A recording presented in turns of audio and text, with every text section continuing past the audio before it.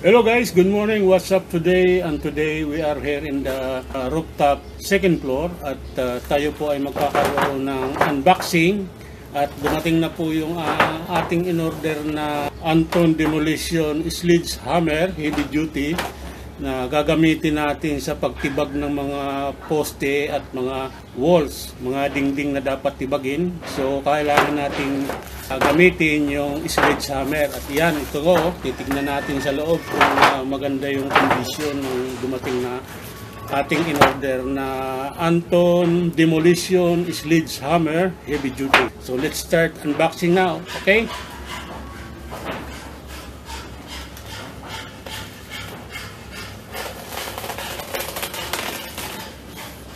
Tingnan natin kung okay yung kanyang kondisyon para ma-check natin sa loob.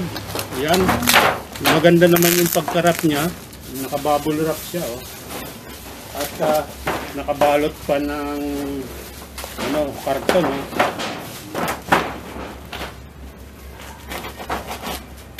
Ito po yung presyo. Makikita nyo, nakalagay dyan yung presyo. Tignan nyo na lang yan dyan. Oh. Ayan, lumabas na. Tingnan natin kung okay yung condition niya.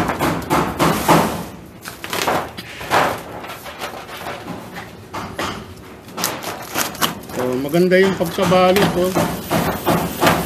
Talagang mabilis lang dumating. 2 araw, 3 araw lang tang in-order ni Brian.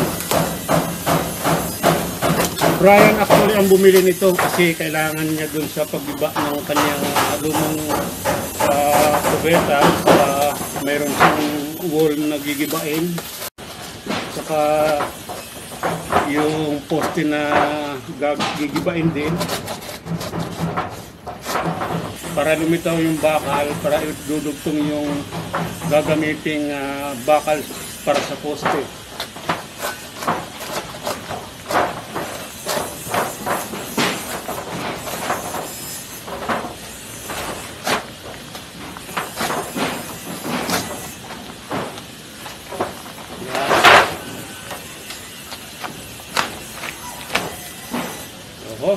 Ayun. Isang piraso lang naman yung in-order niya. Ito, maganda klase pala haba. Ito yung handle niya, color yellow, saka black. Magandang hawakan. At ang bigat po nito ay standard 5 kilos. At yun lang po ang standard kasi kung lumagpas pa doon 6 to 10, napakabigat na. Mahirapan yung gagamit. Talagang mabilis siyang papawisan o mabilis siyang mapapagod. So ito yung standard na panggiba ng pader o dingding, panggiba ng poste. Ayan mahaba yung niya, almost 1 meter yung niya, yung handle with plastic, parang plastic or fiberglass. Mabigat.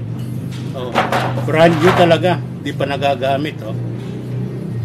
So, kaya tayo bumili ng ganito kasi may paggagamitan sa pagigiba ng poste na pagdudugtungan ng bagong poste. So, actually, kunti lang yung nakalitaw na bakal. Kaya kailangan ma-expose natin yung bakal at least 1 foot na pagwiwildingan ng bagong bakal na magiging poste. At ganun din yung mga dingding na kailangan i-renovate para alisin. Kailangan natin ng panggiba na maso. O kaya mga dudurugin na bato-bato o mga hollow blocks na dudurugin o kaya mga malalaking bato rin, magagamit din to. So, purposely for construction purposes lang talagang paggamit dito. Magiging malaking tulong to para sa gagawa at mabilis na magigiba yung dapat gibain. So, magandang quality at okay lang naman ang bigat niya. Standard naman yung bigat niya. Hindi kailangan na masyadong mabigat kaya madaling mapagod yung gagamit. At tsak, papawisan siya agad. So, okay naman yung kondisyon. At ang presyo pala nito, makikita nyo, ayan nakasulat naman dyan sa inset. Oh. So guys, ito yung ating na-order na Anton Demolition Sledgehammer heavy duty. Kailangan natin to sa mga construction work. Dapat nating gamitan ng sledgehammer. Okay, so sa tingin ko okay naman yung condition ng delivery. Yung wrapping niya, okay, nakabubble wrap siya at dumating na in good condition. At maganda naman yung handle niya na medyo malambot hawakan, di siya talagang bakal na walang cover. Ito may cover na parang plastic o rubberized plastic. Oh. May kulay-kulay pa, yellow and black. So, tingin ko okay naman. Sa aking review, sa tingin ko okay naman. Pero, masusubukan natin pag ginamit na nila. So, sa tingin ko, maganda naman ito. So, guys, yan lang po ang aking unboxing saka review sa ating na-order na sledgehammer, heavy duty. Sana gustuhan din ninyo yung aking review o kaya gusto rin yung bumili. Ito, ilalagay ko yung description sa description box para malaman nyo yung brand niya o yung supplier niya, maker.